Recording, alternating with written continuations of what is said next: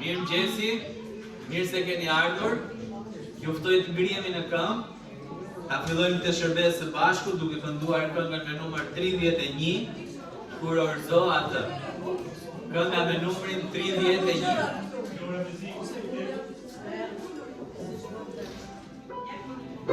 Dhe të këndojmë së bashku, të adhurojmë Zotin.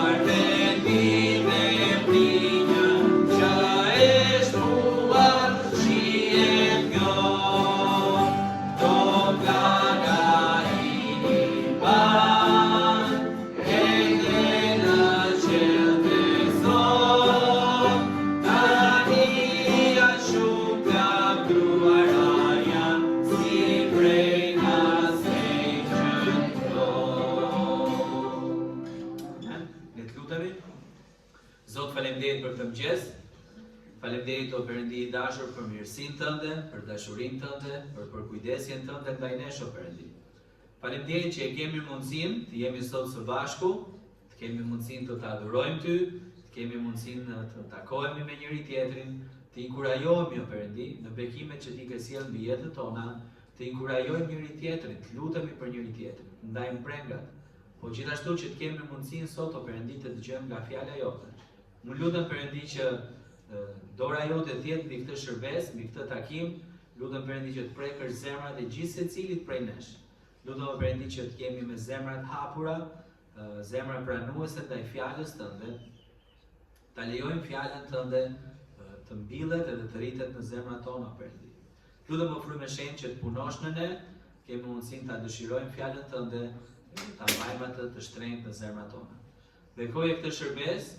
Unë lutem Perëndi që ti të marrësh nderin dhe lavdin nga çdo gjë që do të bëhet. Në emrin e Jezusit lutem. Amen. Mund të uleni? Do të vazhdojmë me këngën tjetër. Është kënga me numrin 96. Kënga me numrin 96. Fortesë e fortë është Zoti ynë.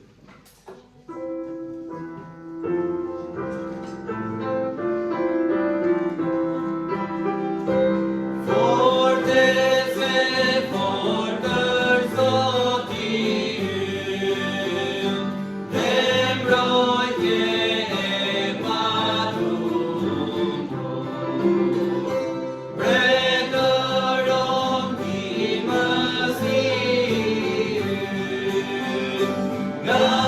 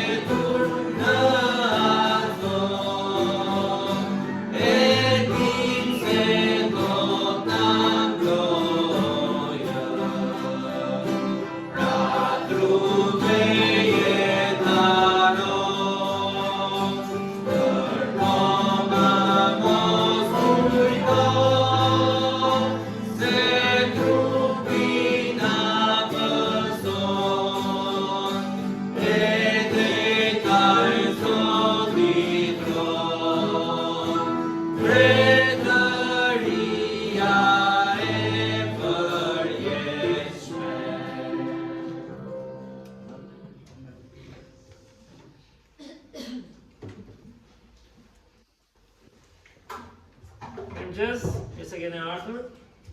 Siç e mbylli dhe kënga, mbretëria e përjetshme, dhe këtë fundjavë gratë dhe vajzat patën një mbrëmje të veçantë, siç e bën kjo kish vit pas viti. Dhe është bekimi i Zotit, që i gëzuar 7 dhe 8 marsin, sepse edhe data 7 ka një rëndësi shumë madhe. Kur je fëmijë nuk e kupton kollaj, apo jo? Se fëmijët nuk duan të gjejnë shumë mësuesi, duan apo s'duan? Si natyrë. I duan, sidomos kur janë mësues të afrushëm dhe të mirë, por kur rriten kuptojnë dhe më shumë, apo jo? Dhe unë gjithmonë më shumë kujtoj 7 marsin, gjithmonë i thash dhe djetë rinjve, çfarë bekimi është që mbas mira vitesh, populli ynë pati mundësi të lexonte në mas, fillonte shkrim dhe këndimi, thëmi, apo jo? Sepse deri në vitin 1897 nuk ka qenë. Kemi përmendur shpesh, shumica e popullsisë këtu nuk dinte as të lexonte, edhe të shkruante. Dhe imagjino ignorancë po, sepse ignorancë nuk është vetëm ne përdorim për keq, por është edhe padije. Kanë qenë paditur, pa shkolluar, nuk do të thotë se shkolla është gjithçka, por Bibla vetë thotë që populli im vdes për mungesë njohurish. Dhe sa më shumë dim kur lexojmë, apo jo? Dhe kuptojmë. Kështu që jam mirënjohës për gjithë punën që është bërë në vite edhe nga njerëz që madje kanë qenë dhe pa Krishtin, kur e mendon, disa prej tyre, vetëm për të punuar edhe në emigracion, për të blerë libra, edhe për cilë që ne dim ditën sot që të shkollohemi. Dhe ta shtrime dje i përmenda diçka që ja, dim të lexojmë, pak nuk kemi mundësi të lexojmë çfarë. Po celularin, lexojmë të gjën celular. Ja më rëndësishme, se s'do dinim, por është bekim edhe për gratë edhe nënat, edhe për gjithë vajzat që Zoti i përdor, se janë shumë të rëndësishme në sytë e Perëndisë, dhe sa më shumë studion Biblën, manitesh me vlerësimin që Zoti i bën secilës figurë, jo vetëm mashkullit dhe jo vetëm femrës, por çdo personi, çdo individi jemi shumë të çmuar në sytë e Zotit. Që lavdi Perëndisë edhe për këtë, kam sa gjëra këtu që s'dua t'i ngatroj, por për javën tjetër, kujtoj që kemi një aktivitet, kemi piknik, e kemi shënuar, e kemi thënë dhe herë tjera, nuk e di e kemi pamin këtu, se kam vënë atje përpara, Andi. Shimi sa ardha, po. Shpresoj mos bjerë shi, por ashi shumë gjatë javës bëhet problematik situata, por do vëm këtë listën në fund. Shikoni, do shkruajmë emrin dhe numrin e celularit për ndonjë që se kemi, që po e pam që nuk do ikim, jo njoftojmë që të premten, sepse duket koha, apo jo, ne mendojmë shkojmë 5, edhe kush mendon se mund të vi, shkruajmë emrin që ta dinë. Se po si jetë lista pastaj dhe nuk kemi vende, po s'temi po se ngela, dakor? Që na ndihmon Arlindi ta çojmë fund, na ndihmoj Vllachimi pastaj me emrat dhe me numrat e celularëve. Harrova të them që sot është 9 marsi, kanë filluar e quajnë dita e burrave, tu ende s'është festuar, por shumë shtete sigur nuk shkon se duket si ditë e sforcuar.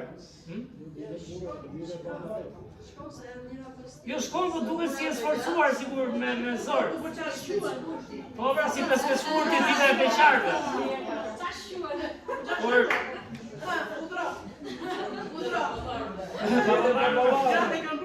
po, ja si që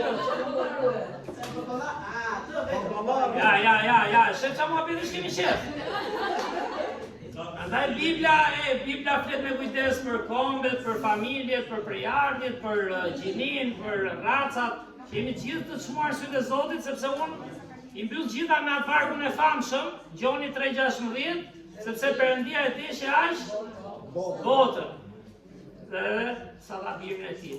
Gjithashtu kemi vizitore, më duket është gjysha e Trinjagëve, apo jo? Ke qenë një më pra, apo jo në kish? Ke qenë pra. Gëzohem që ka ardhur, shumë bekim. Edhe gëzuar atë ditën e grave, nuk e di a isha atë ditë që kishin aktivitetin? Si ishe. Ndoshta për vitin tjetër që.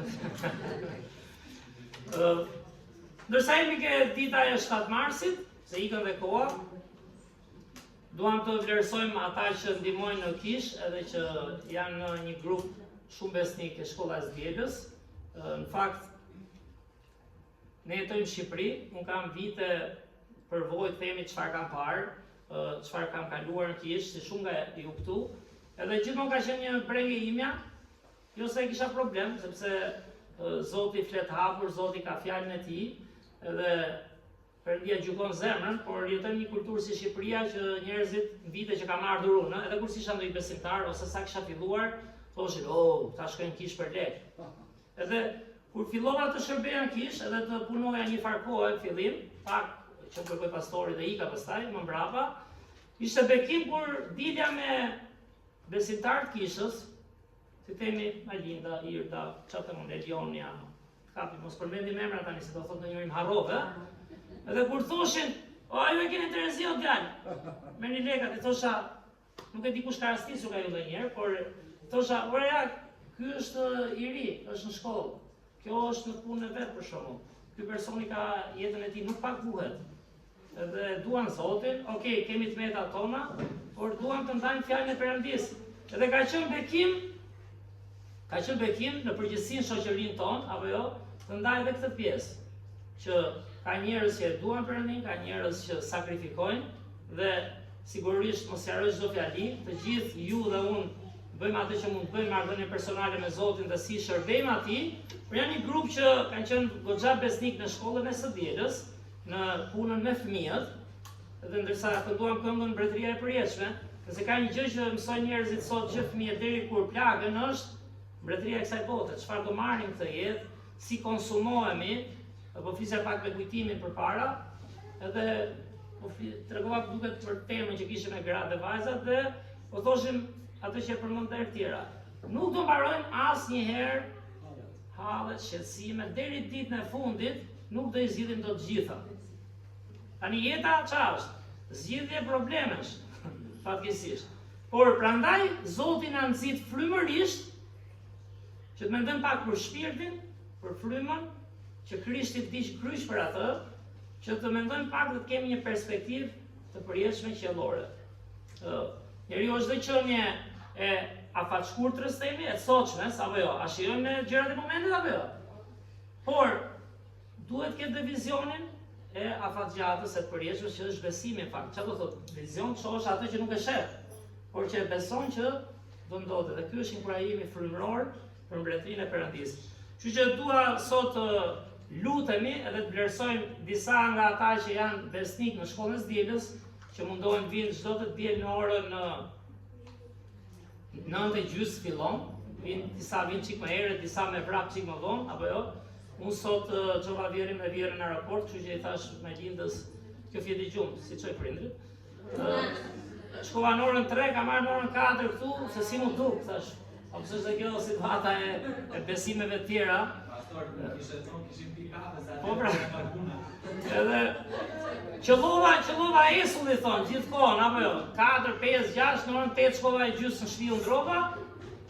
Por janë një grup që punojnë, kanë jetët e tyre, kanë shkollën, kanë angazhimet, por janë përpiqen të jenë besnik që ndajnë fjalën e Perëndisë me fëmijët, të ndihmojnë në shkollën e dielës. Kështu që do lutemi për këtë grup, edhe do t'i japim edhe një fletë vlerësimi. Unë do ta lexoj që ka të bëjë me ndihmën që bëhet në shkollën e dielës, edhe nuk e di a kemi ca pamje që mund t'i vëmë brapa çimi, por s'ka gjë. Po. Mirë. Mund ta lexoj pra.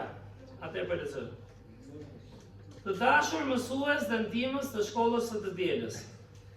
Kjo përfshin dhe Erin sepse është shoferi i rregullt, dakor? Se hoqi vetë.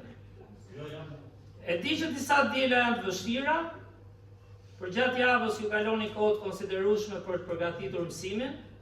Ju është dashur t'i thoni jo ndoshta shumë aktivitete argëtuese për shkak se u keni thënë po fëmijëve. Pa përmendur këtu edhe agjendën tuaj personale, ndoshta nuk bëni dot gjithçka që doni, për shkak kohës që nevojitet për përgatitjet e ndryshme parakrake, por mos harrojmë së përmenduri këtu edhe jetën shoqërore që keni.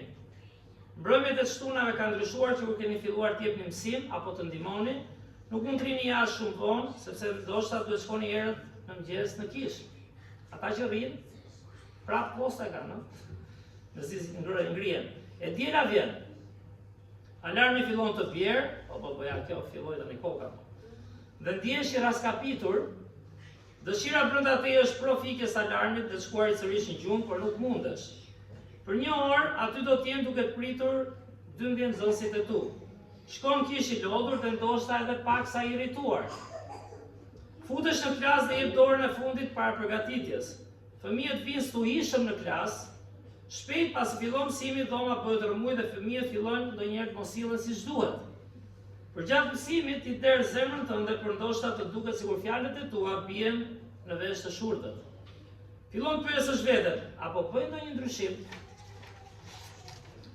Dhe lidhe me këtë dua të them, po, ti je duke bërë një ndryshim më tepër se ç'mendon. As beson? Atëherë ti gjen statistikat. Mbi 50% të krishterëve, që shpallen se janë krishterë në botë, kanë ardhur në besim para moshës 12 vjeç. Pra kanë kaluar në programin e fëmijëve. 50% që thonë se janë krishterë sot. Më pak se 6% të krishterëve shpëtohen ose pranojnë Krishtin pas moshës 12 vjeç. Imagjino sa pak. Kështu që vitet e hershme janë kyçe. Rreth moshës 9 vjeçare tek një fëmijë është formuar themeli moral bazë. Deri në moshën 13 vjeçare, personi ka të formuar në të pjesën më të madhe të besimit në lidhje me natyrën e Perëndis, ekzistencën e Satanit, filloni kupton, vërtetësinë e Biblës, përjetësinë, shenjtërinë e Perëndis, doktrinën e mëkatit dhe rolin e frymës së shenjtë. Në grup moshën 4 deri 14 vjeç, fëmijët dhe adoleshentët janë më të hapur ndaj Ungjillit se në kohrat e tjera të jetës së tyre. Pra po filluan u rritën pa e marrë, shumë vështirë ti influencosh.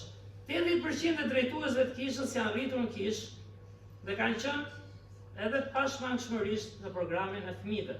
80% që e vazhdojnë. Po tani janë beson pra, sa rëndësishme është kjo punë.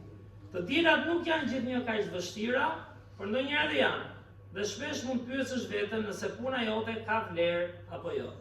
Më lejoni t'ju them, po, ajo ka vlerë. Puna jote ndryshon jetë për përjetësinë. Kështu që vazhdoni me këmbgulje o mësues dhe ndihmës shkollës dielës, siç thot 1 Korintasve 15:58. Prandaj o vëllezërit e mi të dashur, thot Pali, qëndroni të fortë e të patundur, duke tepruar për herë në veprën e Zotit, duke ditur se mundi juaj nuk është i kotë në Zotin. Ju falenderojmë nga zemra për punën tuaj vullnetare dhe për kushtim ndaj Zotit dhe ndaj fëmijëve. Me respekt dhe dashuri, Kisha Baptiste shpresa e re. Dhe ai që mua më bën përshtypje gjithmonë më shumë, tham njeriu është qenie pragmatiste apo jo, duam gjëra tani. Edhe ndonjëherë don kur shoh fëmijë, shoh të rritur, siç mendojnë gjithë. Po do kuptoj ndonjëherë ky. Po ky do marrë vesh ndonjëherë. Po këtë do e bin dot unë. Dhe kur vim te vargu, ne duhet jemi besnik, ne duhet i duam njerëzit, ne duhet i lutemi Zotit, sepse diku gjatë jetës çfarë do Bibla? Mundi nuk do shkoj dëm. Ndonjëherë ai fëmia që na duket më i pakuptueshëm sot, nëse ti ke lënë zemrën aty për mundi herë ka, fëmijët i duan mësuesit, qofse fëmia e do mësuesin, sepse mësuesi ka derdhur veten tek ai, nuk do harroj sikur shembull një. Dhe Zoti plus fjalën e tij do ta përdori. Që lavdi Zotit për gjithë ju që shërbeni, edhe ju që mbase nuk vini dielën ke fëmijët, por luteni për ata, luteni për të rriturit, prandaj humbe këto pamje, edhe do kujtojmë të ata që shërbejnë dhe ndihmojnë, qëndrojmë lutje për ta. Mbase s'bëjmë dot shumë, apo jo? Po lutja është arma më e fuqishme, se ajo sjell mundin ton mos shkoj dëm. Dhe Zoti do ta përdori. Që po i ftoj një nga një, e kemi këtë letër edhe për ata. Po marrim parin Viktu dhe do lutem për gjithë. Pastor Andi. 1. Ja vi do të rritë. Apo një nga një. Zuar. Bajqi kështu. Ja vi dhurat në emër të kishës, apo jo, një inkurajim, një nxitje, dhe do mundohemi fort që të gjejmë gjëra për t'i inkurajuar njëri tjetrin dhe të tjerë. Edhe Andi ka qenë një nga nxitësit edhe të kësaj ideje, kështu që bashkë me këto tjetër. Ndër çfarë rrofshë, po rrofshi ju. Nuk ka se celular. Jo. Shaf, çfarë thua me Flora, se jemi dhe në kamera. O Zot, dëgjoj e thirrje.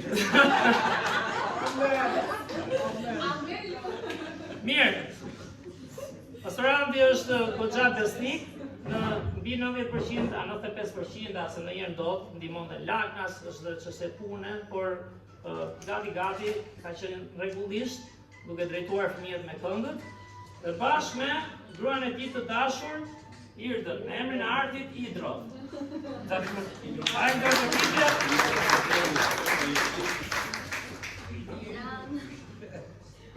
Ja dhe një për ty. Lasë Zotit për ndihmën, edhe Irda shumë besnike në piano, në muzikë, edhe në gjithë inkurajimin që mundohet të jetë ke fëmijët. Mos harrojnë ndonjë tani, se është një problem.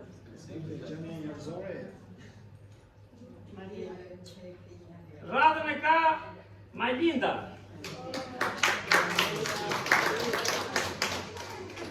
Edhe Majlindës i gjeta një kështu që mos ta lë vetë ndonjëherë. Çoj ke shtëpia se rregullojnë. Majlinda jep mësim te klasa e parë edhe parashkollorët, edhe është bekim gjithashtu me gjithë përgatitjet që bën edhe zemrën që derdha mbi fëmijët. Edhe të lutemi, ta mbajmë lutje Majlindën, si edhe Andi me Irdën për vazhdimsinë e punës Zotit, që Zoti t'i prengi zemrën. Mirë, kështu që nuk jam vetëm kaq, prit, se trembën Sande. Kemi Teta Mirsën, mësuesen e klasës së 4-6.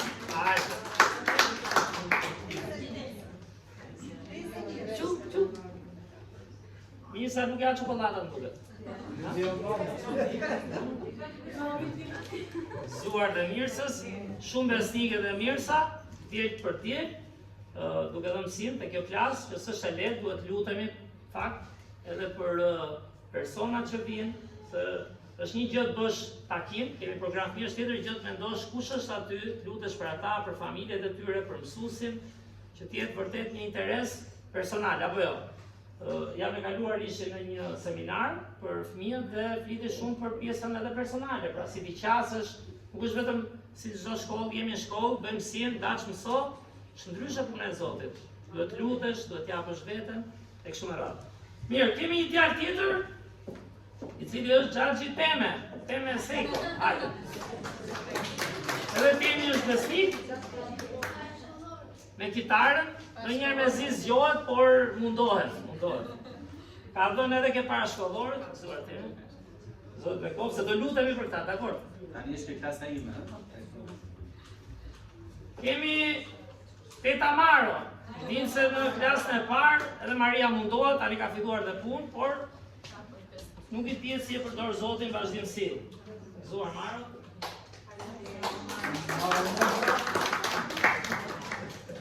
Tjetër, kë kemi? Kemi Geni Sësot, do të njoftojmë. Të japi mamit apo kur të vi vetë? Vi vetë, ota që mami. Se hanë mami rrugës e të thotë tjetëri pastaj. Kemi Gloria. Kjo s'ka ku shkon se detyrojmë ne, jo se e bën vetë. Na vjen nga NASA, po, arsira. Edhe Gloria, të drejtën, okej, vjen si familje, lutemi e kujtojmë, por një gjë ja bëj qartë e dia, jo?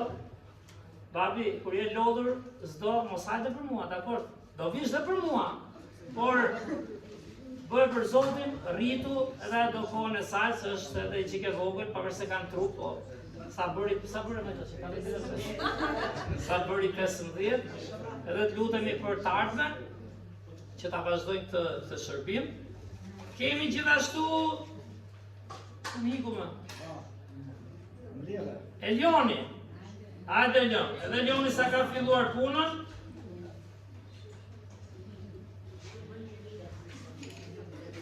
Kështu që si djalë besnik, mundohet të jetë të kjetë. Kemi më? S'kemi më? Kemi dhe shoferin më, Erin. Jo qimi, s'është ke fëmija më. Do ta t'ja gjimë ti tjetër qimi. Qime të gjë, 9 marsin e vitit tjetër. Qime është në zemra tonë. Ose ndjeni keq, nuk është fare për merr dikush. Biles ata që s'marrin publik, kanë përshtypjen, Zoti do japi shumë më shumë nëse vazhdojnë edhe në fshehtësi në zemër për ditë, ëh? Domethënë kjo është mrekulli. Nëse tash, Mirë. Atëherë kemi tjetër.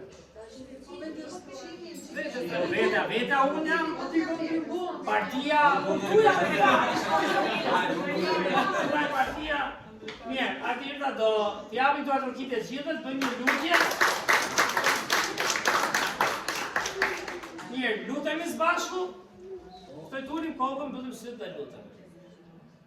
Zot, falenderoj o Perëndi, falenderoj Zot për këta njerëz besnik këtu o Zot.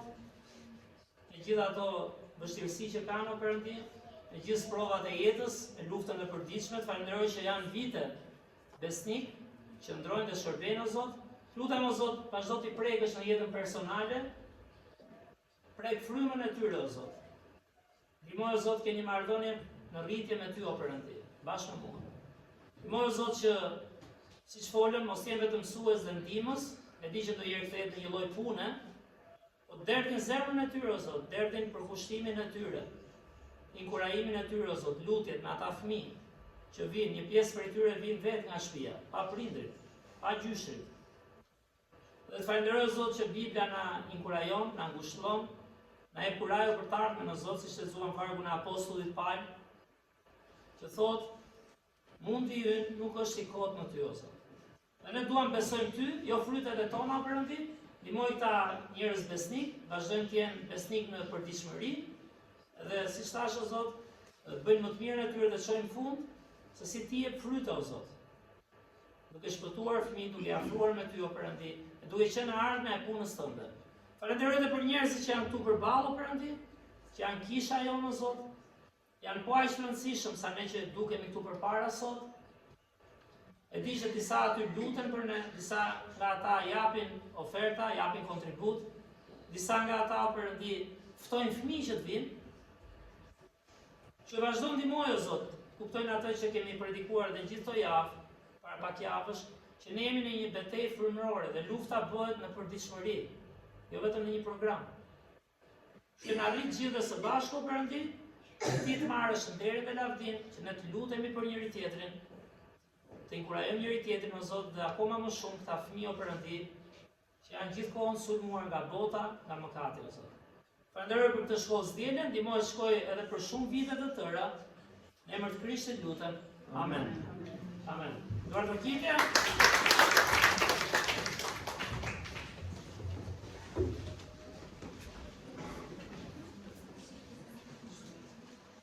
Një personi që ka dalë pension, që ka ca kohë, apo jo Sara, mos ta ngatrojmë ty.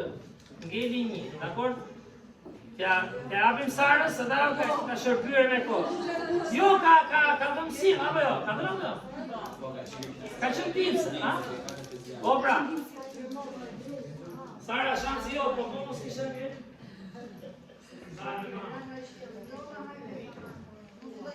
O, Sara, zitje që të punosh në bas pensionet, të dërzon. Jo, ma shumë shërbimet dhe punën, por që ka qënë e vjetër këtu Skënder, si dhe mine. Mirë, atë e vazhdoj me një këngë tjetër.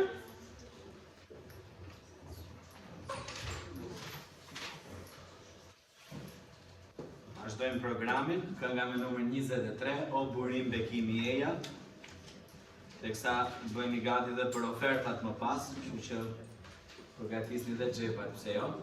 Kënga me numrin O burim bekimi eja.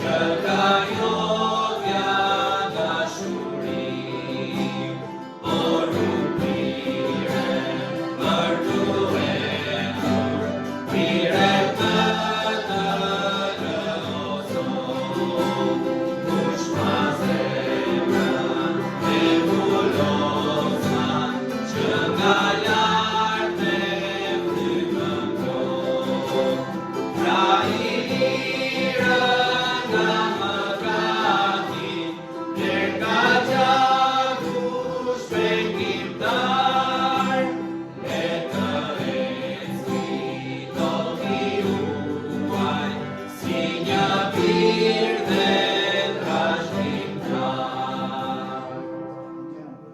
Amen. Ka ardhur momenti I ofertave. Do të afrohet vllaçimi. Edhe vlatemi, edhe do I kërkojmë vllaçimin që t'lutet për ne. Le të lutem. Njërë Zot falenderojmë për këtë ditë, falenderojmë Zot për mundësinë që na ke dhënë për ta ardhur kish. Lutem Zot bekosh ofertat dhe njerëzit që do të japin ato. Ne më të Jezusit lutem. Amen. Amen.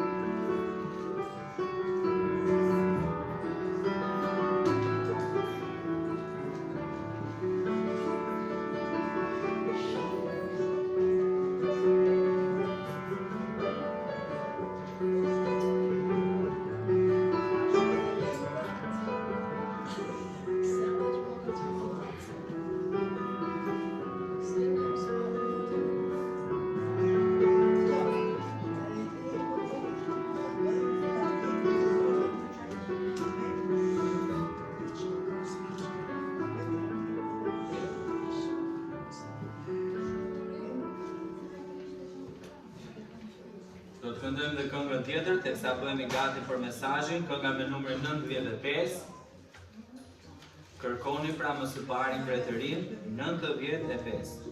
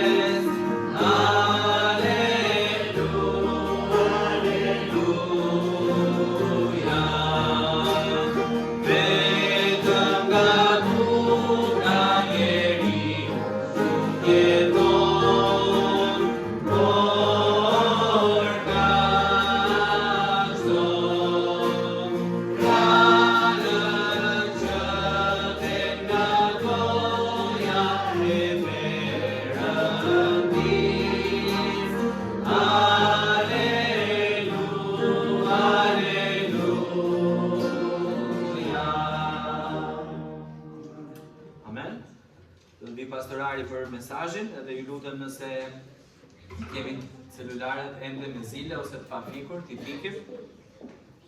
Faleminderit.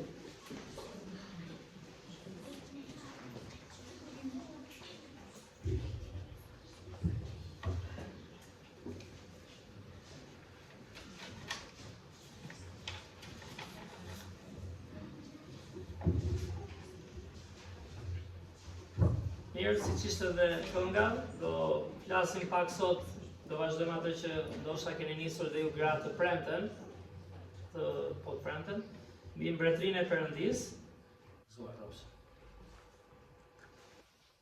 Sepse është tema më e rëndësishme, nuk e di a dini, por Jezusi e përmendi shumë herë mbretërinë e Perëndis, se mbretëria e Perëndis radh parë është frymërore, ka të bëjë me frymën e njeriu. Ja kanë thënë shpesh që ne jemi trup, ne jemi ndjenja dhe emocione, gjithë bota është njësoj këtë kuptim, por fryma e Zotit është ajo që bën dallimin apo jo. E një njeriu që ka pranuar Krishtin, që e kupton që është mëkatar dhe nuk ka asnjë lloj feste, ku diun çfarë tradite të mbaj për të fituar parajsën, por Krishtin a desh ai shumë sa dha jetën për mëkatet tona. Dhe Bibla thotë ai që ka Jezusin merr frymën e shenjtë. Aty bën një qenie frymërore e rilindur, siç e tha Nikodemit. Aty shohim pak frymërisht. Por dhe që të bëjmë këtë, do të bëjmë pyetje vetes, apo jetojmë vërtet për mbretërinë e Perëndis. Dhe tema që kishim të premë në fakt ishte një margaritar me vlerë të madhe, që flet pikërisht për mbretërinë e Perëndis. Gratë përmendën, ne burrat ishim këtu, por shiten goxha margaritar, goxha perla, dhe shumë e vështirë gjesh origjinale, mirëfillta, shumë të pastra, dhe ka një vlerë shumë të rrallë. Dhe imagjino çfarë simbolike përdor Krishti, a që them shpesh. Zoti përdor disa simbolika që janë të kuptueshme për ne. Sa e thellë është fjala e Perëndis, kemi thënë, është po aq edhe praktike dhe e thjeshtë, me gjëra të jetës përditshme. Madje edhe termi mbretëri është term që ne njerëzit e kuptojmë deri diku, sidomos në epokën që flasim kur Krishti po jepte këto mësime. Ishim mbretërinë më të madhe të gjitha kohërave, që është mbretëria romake, dhe në çfarë mesazhi ishte tema pra që kemi, mbretëria e Perëndis është një margaritar me vlerë të rrallë. Që tregtari, nëse mbani mend, shiti gjithçka kishte për ta blerë këtë. Tek një shembull më parë. Dhe perandoria romake, me që jemi tek ilustrimi, ishte një perandori madhështore, ishte një perandori më e fuqishmja, ishte një perandori që vetë apostulli Paul përdori që thamë, një ushtar, sidomos një ushtar romak, që ishte personifikim i fuqisë toksore, e mbani mend, armatimin e Perëndis. Sepse ata e kishin parasyve një pushtet që ishte mbretëri që nuk guxonte njeri t'i kthente fjalën. Ishin ligji, ishin Zoti i tokës, themi, dhe kjo perandori kishte një fuqi të papar, por ç'a ndodhte diçka me këta? Shtria më e madhe ishte nga Europa, Spanja, shkuan dhe drejt Anglisë dhe në perëndim drejt Azisë. Pushtuan gjithë botën e njohur dhe ç'a ishte interesante që po lexoja, e di ç'a ishte, që kur këta pushtonin një territor, ta zëm, unë jam perandoria romake në mes, s'ka lidhje fare me Romën si futboll. Suendi, dakord? Pavarësisht se fitoi dhe sigur ka që këtë japë, por jemi këtu në qendër për shembull, perandoria më e fuqishme e kohës, pushtonte ç'a i bie këtij, lindja apo perëndimi? Për mua është perëndimi, por ju i bie lindja. Pushtonte këtu, e di çfarë bënin? Sillnin kulturën e tyre, sillnin rrugët e tyre, sillnin ndërtesat e tyre.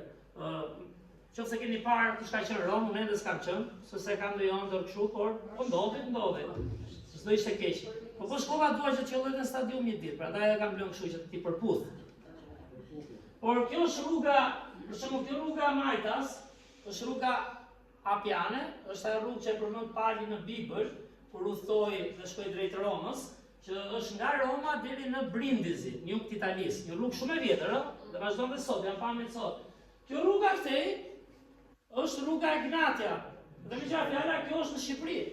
Pjesë që vazhdon nga Durrësit të nga Elbasani, shkon te Librazhi, që lidhte perandorinë romake me deri në Konstantinopol. Kjo rruga. Dhe çfarë po themi pra, një mbretëri kaq e fuqishme, që nis nga një qytet i madh apo jo. Aty nisi, në Rom. Fillon dhe forcohet, pushton territore, çon çata rrugën, çon ushtarët, çon mësuesit e saj, nëse dini gjë, një sekret, jo të gjithë perandoritë dhe mbretëritë shkonin në gjonemi pushtuesit. Shkonin ne këtu po sjellim dijen, pra realize, po sjellim zhvillimin, po sjellim kulturën, dhe në fakt një farmasë dhe çonin. Por normal që donin ta shfryzonin, si në rastin e kombit Izraelit, që i merrnin dhe taksa, i robronin edhe i çonin në shtetin e tyre, prandaj u bë një mbretëri kaq e fuqishme. Çonin ndërtime, çonin për shembull këto janë tregje, janë godina qeveritare, dhe po të shikoni gjithë këto vende kanë ngjashmëri. Po të vim edhe këtu, të janë akuadatet. Jo, se shkollësia më të shenë gatronit. Edhe se mendova që të gatronit, po. Jo, to janë që vite ujë këtu, kalon ujë këtu sipër. Po, janë akuadate quhen, që është sistemi i ujësjellsa, unë e kam parë njërë në dokumentar, të thash nuk e kemi qënë, Manitës, që është si kanal sipër, a kuptoj, është me muret dhe çojnë ujin, sistem tamam ujitës ose sistem për çuar të ujin e pishëm. Dhe ishin zhvilluar asa ishin zhvilluar për kohën. Dhe e çonin këtë, si shtat kush ka qenë në Stamboll, dhe e çonin kudo që pushtonin. Zinin çadam dhe njerë, zinin territore edhe këti nga perëndimi. Deri në Spanjë në Angli. Dhe ndërtonin, pra thamë, çonin rrugët, çonin njerëzit, çonin ushtarët, çonin mësuesit e tyre, çonin shkollimin e tyre, edukimin e tyre, çonin ndërtesat e tyre, modelet arkitekturore që italianët fakt janë manitës në këtë drejtim. Dhe ky është Koloseu në fund. Kemi edhe pamje të tilla. Ky ishte si thua qendra ku zhvilloheshin çfarë? Lojrat, aktivitetet që aty kënaqi spektakli më i madh, që ju mund shikoni ndonjëherë ku shikoni live në televizor, për perandorin, për popullin e Romës, për senatorët apo jo. Dhe aty normal bëj lloj kasapane me luftra. Dhe këtë pse vura? Këtë modele çonin dhe në vende të tjera që marrë dhe nga grekët. Ky është Butrinti kush ka qenë? Në amfiteatrin apo jo? Këto kullat, kush e di, kush një rrugë e gjatë që ta bësh turin, po është e bukur. Dhe në ngjashmëri themi me Koloseun, me stadiumet olimpike e kështu me radhë. Pra, ja kush, pamje tjera që janë të Bizantit kohës, është zhvilluar, kjo është një ishte hershme bizantine. Të vim tek tema, por çfarë dua të them? Pse tham gjithë këtë? Një mbretëri si Roma pushton, çon kulturën e vet, zë territorin dhe bëhet një mbretëri e madhe. Po di çfarë thot fjala e Perëndis? Që dhe mbretëria e Perëndis është një mbretëri që vjen nga vjen. Vjen nga qielli, është një mbretëri qiellore, dhe kur Zoti na thotë që të kërkojmë më së pari mbretërinë e Perëndis, nëse dini atë vargun e famshëm,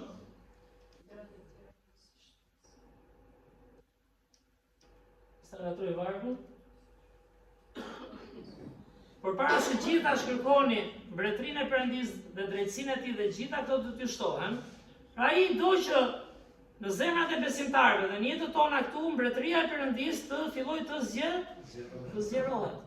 Pra është një mbretëri që nis me Perëndin, është një mbretëri qiellore, por siç përmendëm shembuj toksor, Zoti do që të përhapet mbretëria e tij, që është një mbretëri e drejtë, e thotë vargu fakt, një mbretëri ku të gjithë Zoti do që të bekohen, Zoti do që t'ia dalin gjithë edhe të jenë një ditë përjetësisht me të.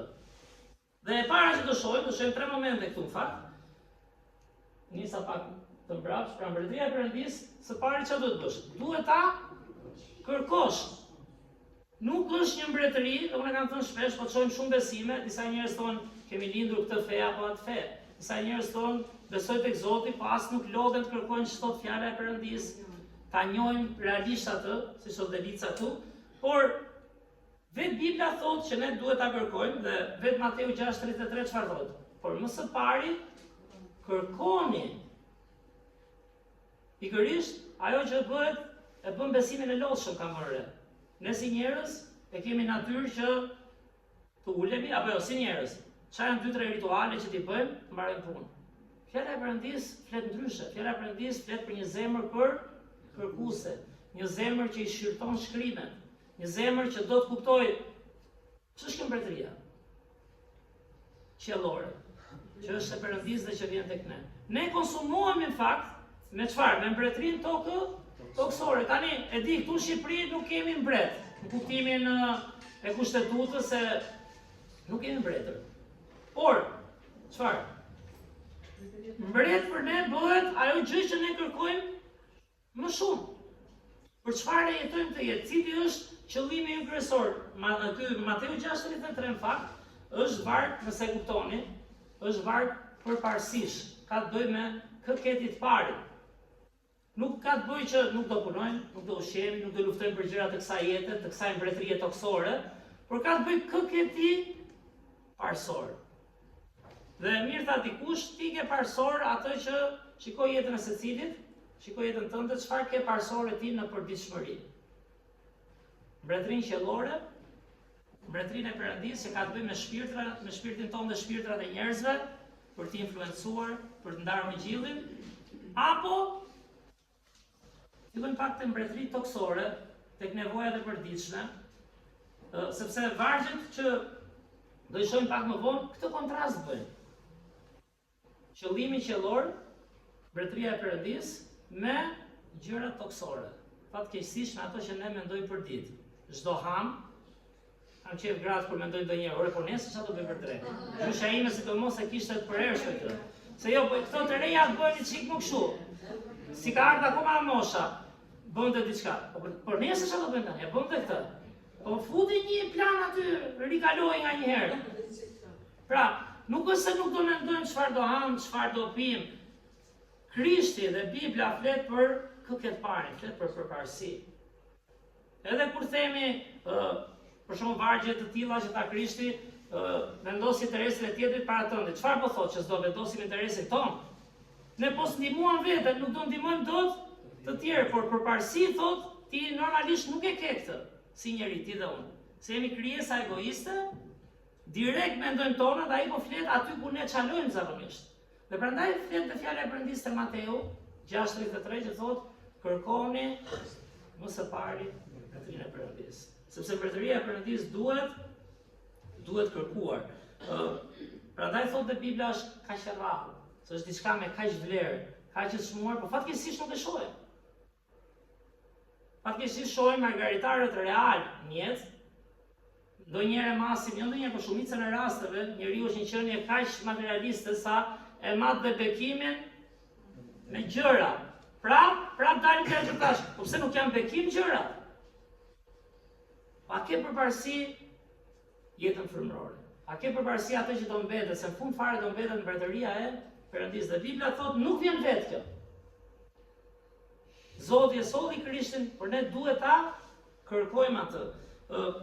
Te Mateu 6 vargjet 9 deri në 10, kujton njëri te lutja që bëri Jezusi si shembull, çfarë tha? Lidhje me mbretërinë e Perëndisë. Ati ynë që je në qiell, u shejtëroft emri yt, ardh mbretëria jote. Dhe ai që lidhet shumë bukur, u bë vullneti yt në tokë siç është në qiell. Tani a jetojmë ne me këtë? Se kështu vargun e dim. Edhe unë që e lexova disa herë, nëse ndonjëherë konsumohesh nga ana e mendjes për ta shoh ta kuptoj të më mirë, pra e kuptoj frymërisht ai këtë.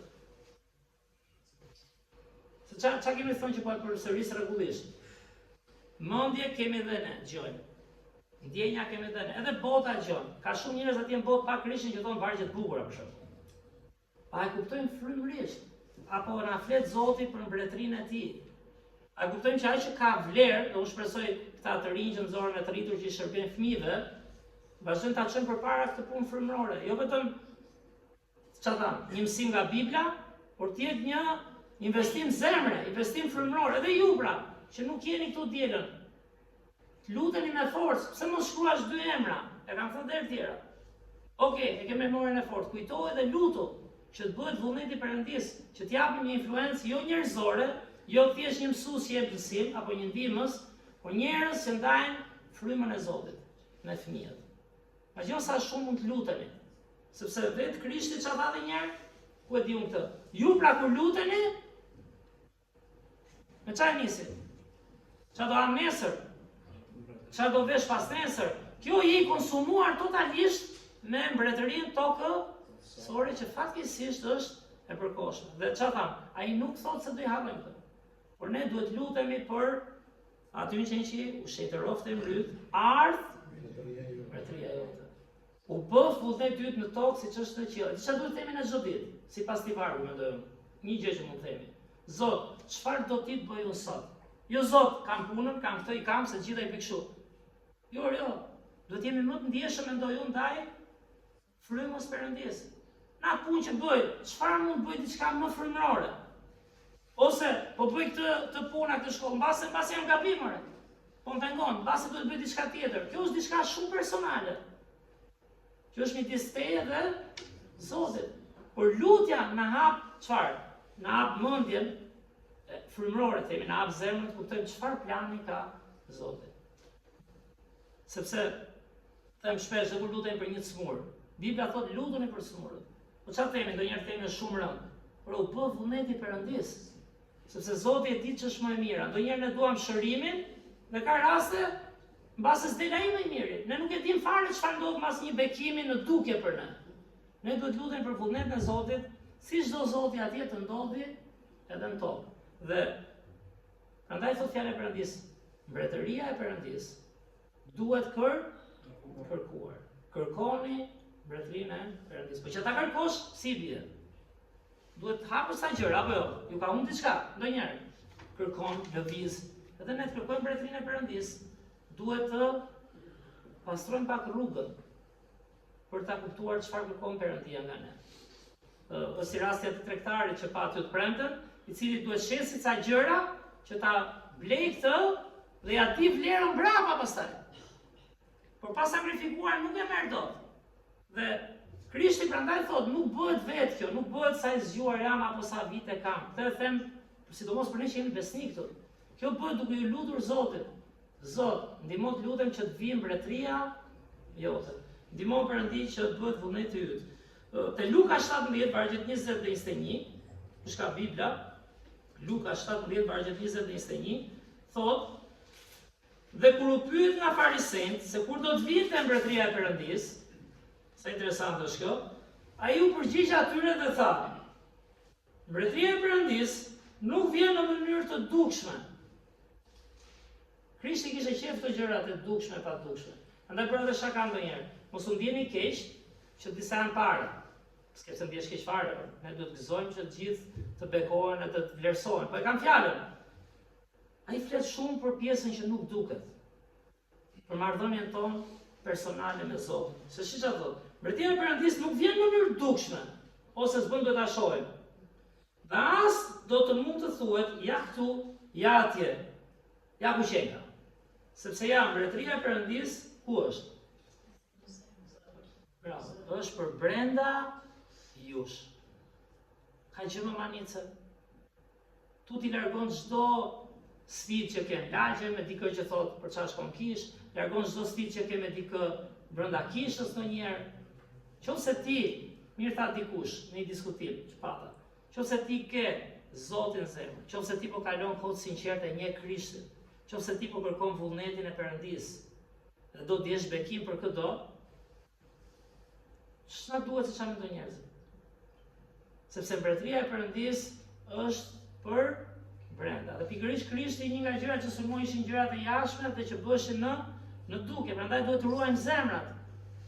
Ka shumë besime edhe në kisha ndodh, edhe ka raste pafund që njerëzit bëjnë edhe si jashtme. Dhe Krishti pikërisht flet për këtë, se Jezusi flet këtu dhe thotë, çfarë është kjo? Ja ku është mbretëria, e shohim. Ne vlerësojmë njëri tjetrin, ne jemi gjithë të tulur dhe themi jemi për mbretërinë e Perëndis. Por ajo është brenda zemrës. Është diçka që tham frymërore. A nuk ishte pikërisht kjo që bëri Zakeu?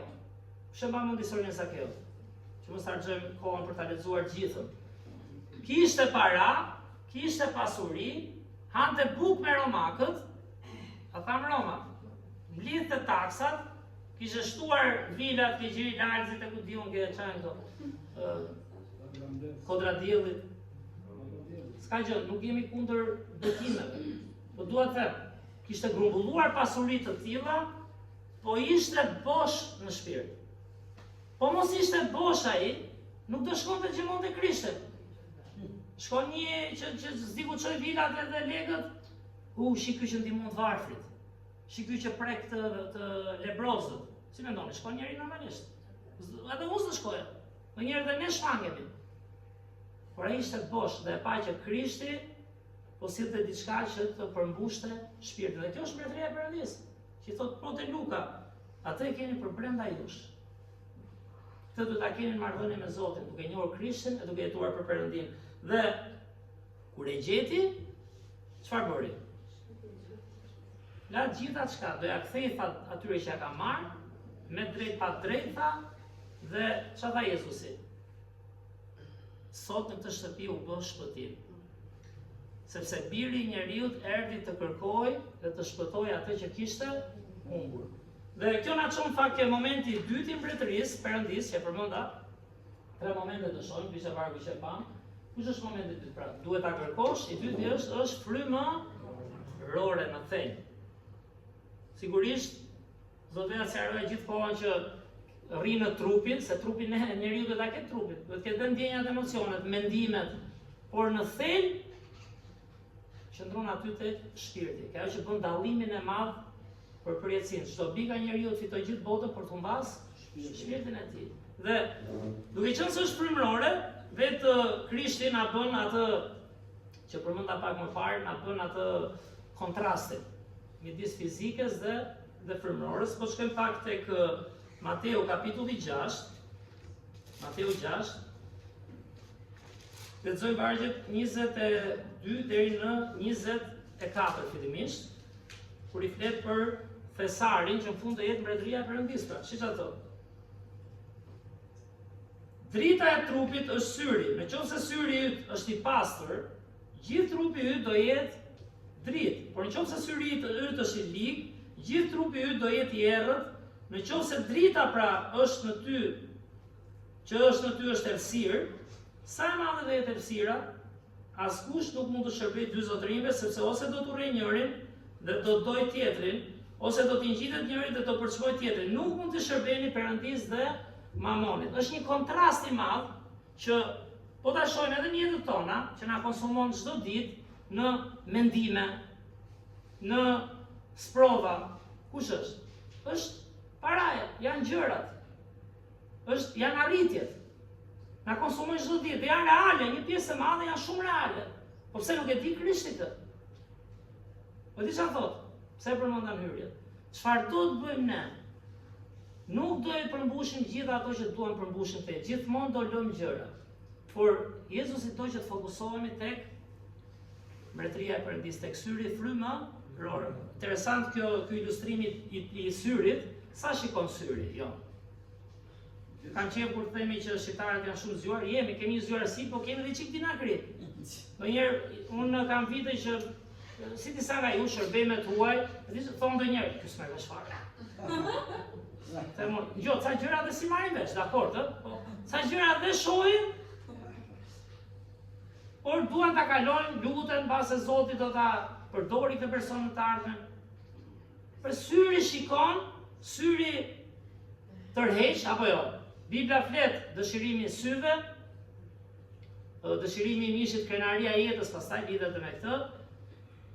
Syri është fizik, dhe kur nuk influencohet nga qëllimet përjetshme frymërore, nuk jeton për mbretërinë e Perëndisë. Jeton vetëm për çfarë tham? Ato që të ha syri, që ta kesh. Dhe sot jetojmë në epokën më të keqe për këtë pjesë paktën. Dhe syri çfarë nuk shikon, edhe kur s'do të shohë, një herë të thesh kokën, do shohësh diçka. Dhe Krishti po bën kontrastin. Shqyrto vetë ato. Për çfarë jeton dhe çfarë shikon, sepse vargu i radhës ç'është. Nuk mund të jesh dhe shërbëtor i punës dhe i parave, po dhe i Perëndisë.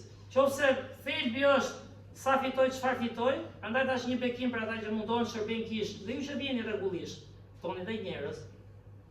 Influencojnë, është bekim kur e bën për Perëndinë. Por problemi është në jetën e përditshme. Çfarë na konsumon? Dhe çfarë bëhet më rëndësishme? Bibla thot, urdhrimi i parë është mos ki perëndi të tjerë para meje. Timoteu thot, lakmia përpara është rënja e gjitha të këqija. Pra është një luftë, një kontrast shumë i fuqishëm. Dhe po nuk ushqeve me fjalën e Perëndisë, me frymën e shenjtë, në shembullin e Krishtit, nuk do jetojmë dot për mbretërinë e Perëndisë. Shikoni vargje 25-26. Prandaj po ju them, thot Krishti, nga predikimet e para të Krishtit. Mos u shqetësoni për jetën tuaj. Që këtu a mbyllim Biblën. A thot një njeri, edhe unë ta them kështu pa u njohur mirë, çfarë thot këtu? Shqetësoni për jetën tonë. Pse s'do hajmë ne? E para, s'do vishemi, po s'diskutohet me Perëndia, po flet për parësi. Çfarë të ka ngopur ty fillimisht? Po nuk të ngop shpirti. Të po thot Krishti. Me mbretërinë e Perëndisë, me paqen e tij, me gëzimin se do të shohim vargun. Kur, a keni parë sot apo jo? Sa më shumë gjëra kemi, po si s'ngopemi. Deli gjë edhe këtë e dua, ma edhe këtë. Nuk të jemi kur të ngopur, deri ditën e fund. Pastaj keni parë çfarë ndodh? Ka ndodhur me disa nga ju, edhe mua ka ndodhur, pastaj heq dëngje me qese, gjithë këto ndroset. Po të konsumosh do të reja, çka kanë gjë të keqe kjo? Ai qoftë. Kanë gjë të keqe shumë mirë është, edhe do i ndrojmë. Se mos do të njëri, ta pastori mos i ndrojmë, edhe unë shpresoj ndrojmë një gjë, so për sa kohë kam ndruar. Por kështë ky thjesht i jetës. Jezusi po na jep edhe një herë përparësinë. Mos u trego pragmatist. Çfarë do kapim sot dhe harron çfarë? Planin afatgjat Perëndisë. Vizioni për të ardhmen është besim. Çfarë është vizioni për të ardhmen? Që ti shikon diçka që se di është aty. Po ta jep Zoti vizionin që po bëre këtë, deri ditën e fundit do jesh, dhe sidomos me gjyshi, që e kam merak këtë pjesë ju them, inkurajore, po jetove për Perëndinë, sidomos që fëmijët deri rritur, jeta jote ka vlerë deri ditën e fundit, që adhuron Perëndinë, influencon njerëz për lavdinë e Perëndisë, të afërm, shok, shoqe, fëmijë, disa nga ju. Ti ke vlerë së Zotit, ti mund të bësh diçka të përjetshme deri ditën e fundit të jetës. Por kur ke vizion, çfarë? Se gjithë kemi luftën, prandaj ka shkruar Krishti. Vetëm shëndeti, nevoja, na konsumojnë pak. E prandaj thot, gjej gëzimin e Zotit. Mos mendo, thot, mos u shqetësoni për jetën tuaj, për atë që do të hani dhe do të pini. As për trupin tuaj, për atë që do të vishni. A nuk është vallë jeta më shumë se ushqimi dhe trupi se veshja? Njeriu pra çfarë thot? Është më shumë se sa vetëm bukë, para, gjëra, kondita. Është frym. Dhe vini rezogj të qiellit, nuk mbjellin, nuk korrin, dhe nuk mbledhin në ambare. Për çfarë? Ati juaj qiellori ju shën, a nuk bleni ju shumë më tepër se ata? Çfarë kontrasti? Se ku vjen fut ky pasazh? Kërkoni pra më së pari mbretërinë. Ani, një gjë që them shpesh, unë po jap mësimin nga fjala e Zotit. Se mos kujtojnë ndonjëri, bravo ky si e bën. Shumë e vështirë. Po të jeni sinqertë, është shumë e vështirë. Sepse çka kemi thënë, e mira dhe e keqja janë shumë afër. Plani i Perëndisë me planin e njeriu duket sikur ndonjëherë keni parasysh duket sikur janë shumë larg. E disa të gjashëm janë. Djalli e dinte fjalën e Perëndisë, e kemi thënë, e shtrembronte pak. Dhe prandaj Krishti do të punojnë ke zemra aty ku djalli nuk hyn dot, kur ne kemi pranuar Krishtin dhe ushqemi nga fryma e shenjtë. Sa ai të motivon për një gjë që ti s'ke frikë, se mbi gjatë vargje kot tani. Dashuria nxjerr jashtë frikën. Po ke dashurinë e Krishtit, do njerëzit po i shërben Zotit, do siguroj, do plotësoj diçka. Harrohet. S'ke frikë as për pozitën, as për parat, as se duket më mirë ky apo ai. Po kjo vjen vetëm nëse ushqehesh në frymë, për mbretërinë e Perëndisë. Dhe imagjino sa më shumë mund bëjmë ne në influencë, po them. Të përditshme. Dhe thot vargje 31-32, mos u shqetësoni pra duke thënë çfarë do ham ose çfarë do pim, ose me çfarë do vishemi. Sepse paganët, ja këtu interesante tani, se çfarë bën bota më shumë se ne? Nëse gjithmonë mos harrojmë, nëse nuk po ushqemi dhe nuk po ndikohemi nga fryma e shenjtë e Zotit. Për një plan frymëror të përjetshëm, jo vetëm për jetën tonë toksore, sa ti rregullojmë gjitha dhe jemi qetë. As njerëz dhe jemi qetë. Kurrën e kurrës, do qetësohesh nga diçka, lavdi Zotit, ky është bekim, por plotësohu dhe përmbushu çdo ditë frymërisht. Dhe vargu 32, sepse paganët kërkojnë gjitha këto, ati juaj qiellor pra e di mirë se ju keni nevojë për këto gjitha. Është si thotë, se harron Zoti që ti ke nevojë dhe unë. Po vëre atë të parin, vëre lavdinë e tij, gëlltit pa krenarinë e vetes, ca gjëra që mund t'i humbin, të fitoj Zoti dhe të tjerët, Dhe shiko si do të përmbushe Perëndia. Po kjo s'bëhet çfarë tham, s'bëhet me pika 1, pika 2.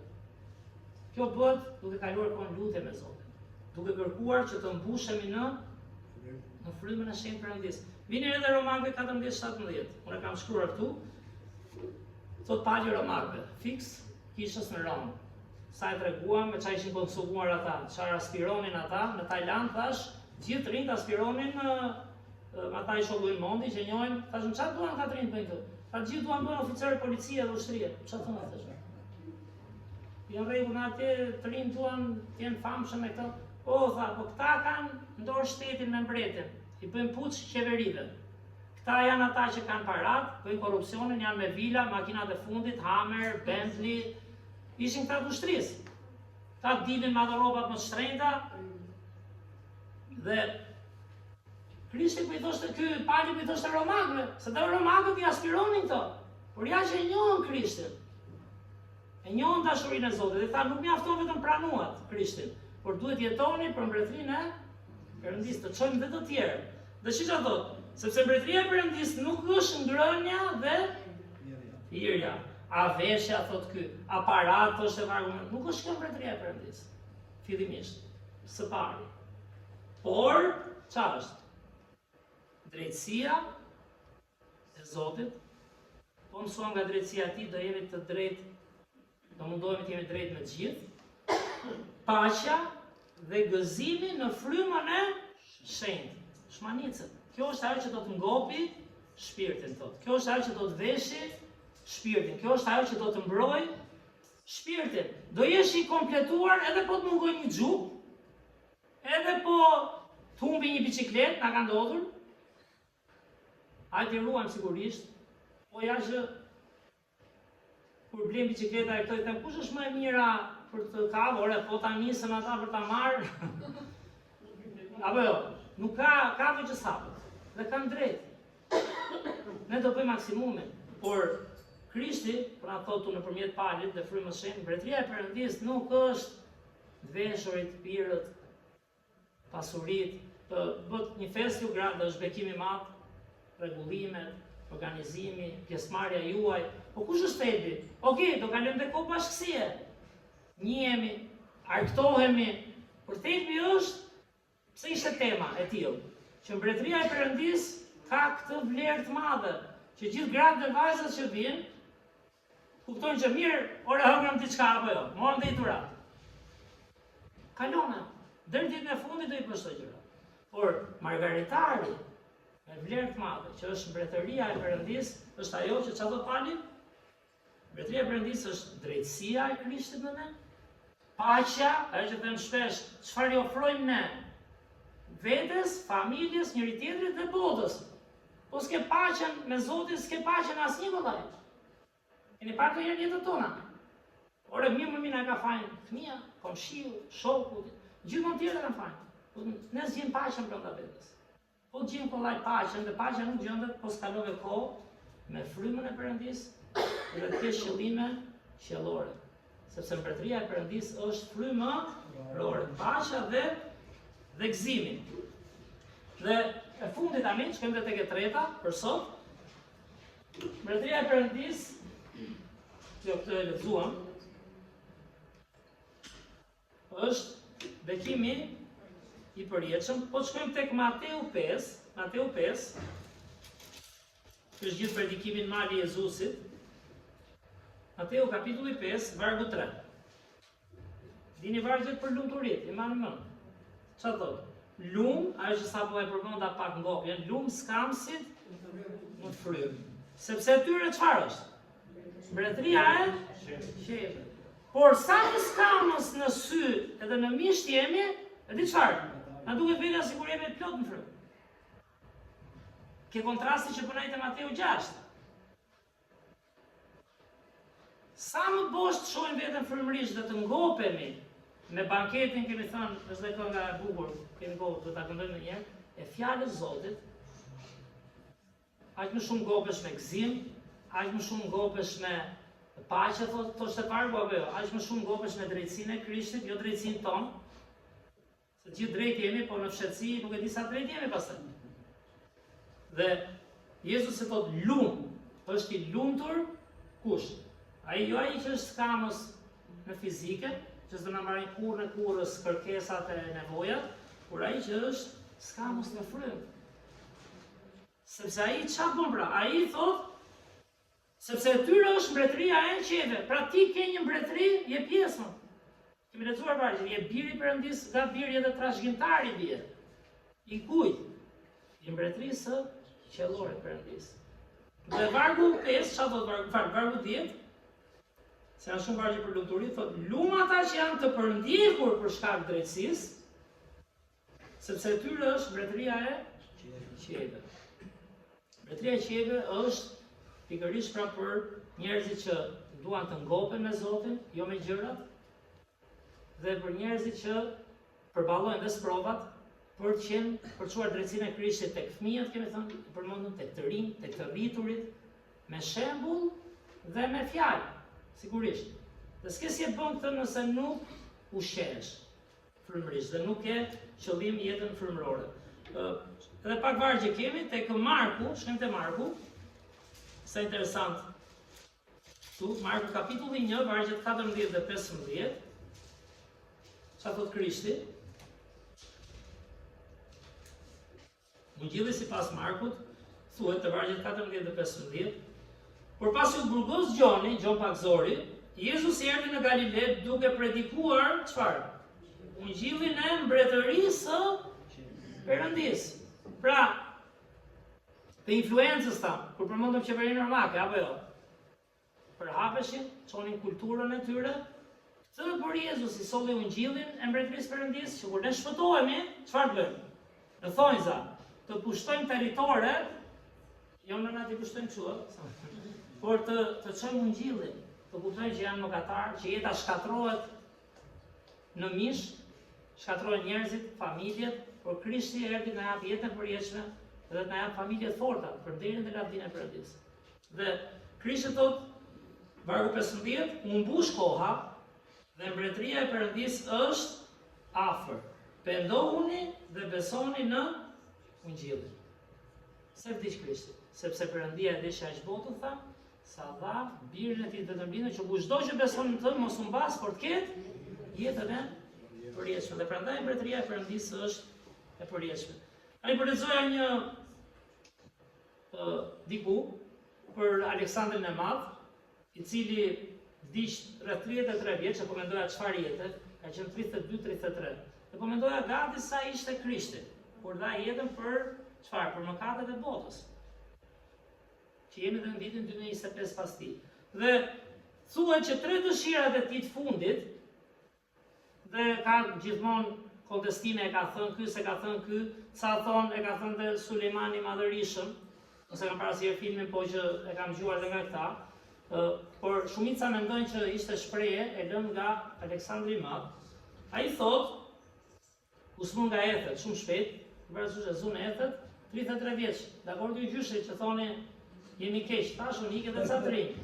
Ai mbret perandor, kushtoi botën e njohur nga më të famshmi, 33 vjet. Edhe Skënderbeu hyn, ja vurën turqit emrin nga ai.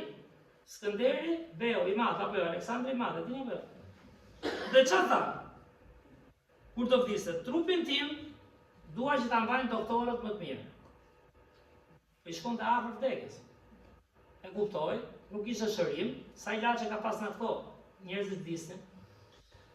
Pasuria ime tha, do hidhet rrugës kur të çoni deri tek varri. Do merrni pasuritë e mia e dua këtë skenë.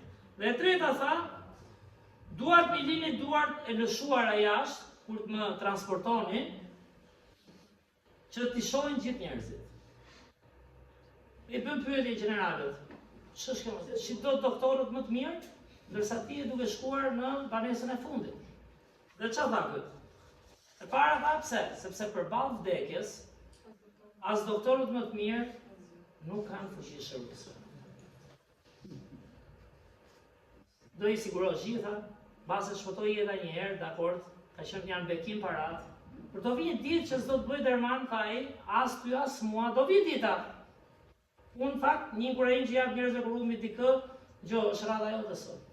do vi radha, të erdhi ty ke gjyshi, ke nëna, ke vllai, të gjithë do ta kalojmë atë radhë. Të gjithë, dikush më shpejt, dikush më vonë, po është fakti i jetës. Dhe doktorët më të mirë nuk kanë fuqi shëruese. Tha, pasuri do më jepni tokë, tha, sepse pasuria toksore e fituar këtu në tokë do mbetet këtu në tokë. Asnjë gjë s'do të marr. Dhe e treta tha, në të botë vim duar bosh dhe po ashtu largohemi duar bosh. Vjen një bebe, nuk ka gjë me bebe. Mund t'i lëmë 2 lekë në bank, okay. Por kur lind me duart e hapura dhe çfarë është interesante, se po mendoja kontrast me Krishtin. Sa vlerë kishte sakrifica e Krishtit. Sa interesante. 33 gati me 33 vjeç. Super i njohur në histori si personazh, por që edhe Krishti super i njohur në histori. Çfarë sakrifice bëri? Bëri sakrificë pikërisht për mbretërinë e Perëndis, sepse jeta e tij dha vlerë shpirtit tonë. Dhe na nxit dhe ne që kur vit dita e fundit si Aleksandri i Madh, që ne zbesoj të e kapin ndonjëri atë, po mos bëhem unë ai që do ju pengoj juve dhe veten, mbase do e kap, nuk e di. Por çfarë do marrësh në fund? Çfarë vlerë do kenë thesaret toksor? Se Krishti erdhi nga thesari më i çmuar, mbretëria e Perëndis, shkoi në kryq, dha jetën dhe u ringjall për të na dhënë shpresën e jetës së përjetshme, për të na dhënë pikërisht të thesarin çfarë? Qellor. Dhe i lexojmë vargjet e fundit të Mateu 6, çfarë tham? Vargjet 19 deri 21. Thot Jezusi: mos mblidhni pra për vete thesare mbi dhe, që i bren tenja dhe ndryshku dhe kuvjellësit shpërthejnë dhe vjedhin. Përkundrazi mblidhni për vete thesare në qiell, ku as tenja, as ndryshku nuk prishin, dhe kuvjellësit nuk shpërthejnë dhe nuk vjedhin. Jo çfarë parësh. Dhe që të bësh këtë, thash dhe njerë, unë që jam mësim nuk e bëj tot. Sa do të di shumë, a ke lexuar Biblën, a di sa di ti? Sa do të mendoj dhe të nduket gjë e mirë, po nuk u lutëm, po nuk kaluam kohë me Perëndin. Siç tha Krishti, atë ynë që në qiell u shenjtë rroft e emrit ardh, mbretëria jote. Po nuk luftuam kontrastin me çfarë kërkojmë gjithë ditën, gjëra fizike që do i lëmë me atë frymëroren, nuk do e bëjmë dot. Prandaj them, dhe prandaj tha ai, mbretëria e Perëndis është, e di ku është, brenda jush, nesh. Edhe ai që s'e ka pranuar Krishtin, e dini të fortën, aty është, po thjesht e refuzon. Zoti ja ka dhënë mendjen, ja ka dhënë trupin siç na dha dhe neve, nuk është në frym, sigurisht nuk është i shpëtuar. Por Zoti ja ka dhënë mundësinë ta dallojë. Kështu që të kontrollojmë zemrat, të shqyrtojmë prioritetet për çfarë mbretërie po jetojmë, se në fund nuk do ketë asnjë vlerë, nëse nuk kemi punuar për lavdinë e Perëndis. Mirë, lutemi. Zot, falenderoj o Perëndi për këtë temë kaq të rëndësishme për ty o Krisht.Ërsa ne vetë o Zot vim para teje duke rrëfyer o Perëndi, duke penduar për qëllimet tona shpeshherë materialiste o Perëndi, toksore, që as do na përmbushin kuën. Madje më shumë kërkojmë, më të pak kënaqur vetemi. Më shumë sulmojmë. Unë të lutem o Perëndi të përdorësh këtë mesazh për ata njerëz që vërtet kanë zemër, kanë vesh që duan të dëgjojnë dhe të kuptojnë o Zot. Siç të ti o Krisht, kush ka vesh për të dëgjuar, le të dëgjojë. Unë të lutem o Perëndi të na hapësh një vizion frymëror o Zot. Falenderoj o Krisht për atë që ti bëre, nuk e bëre për këtë tokë, nuk e bëre që ne të fitojmë sa pasuri toksore. Ti le më të mirën, thesarin e qiellit për na dhënë ne jetën e përjetshme, për na bërë bashkë trashëgimtar o Zot, mbretërisë tënde. Falenderoj që na ke dhënë këtë shpresë o Krisht. Ndihmo o Zot ata prej nesh që ndoshta ende nuk e kanë kërkuar mbretërinë tënde. Ndihmo ta kërkojnë atë o Zot, edhe ta gjejnë sepse ajo ndodhet afër nesh, ndodhet brenda nesh në fakt. Dhe për ata prej nesh që e kanë gjetur, na ndihmo o Zot të ushqehemi frymërisht. Lutemi më shumë me ty o Perëndi. Kalojmë më shumë kohë me ty. Edhe të vërtet na hapësh një vizion për mbretërinë tënde o Zot. Beko o Perëndi edhe sprova që kemi, ndërsa do ikim prej këtu, na ndihmo të lutemi për njëri tjetrin o Zot, mbështesim njëri tjetrin, të jemi shembull i Krishtit për njëri tjetrin o Perëndi, se vetëm kjo do mbetet në fund, ajo që bëjmë për ty o Zot. Falenderoj për kishën tonë, edhe për bekimin që ishte të jemi së bashku këtu. Në emrin tënd shkuar lutemi o Zot. Amen.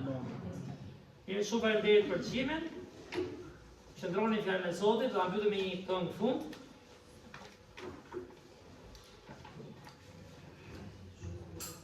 Dhe unë zis pse jo t'i lexojmë edhe këto kapituj të Mateu që Jezusi flet goxha për mbretërinë e Perëndisë. Le të ngrihem së bashku në këngë, ta mbyllim me një këngë.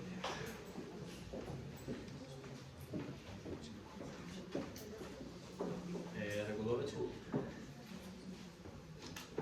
Kënga me numrin 31. 30, vale. Kënga me numrin 30.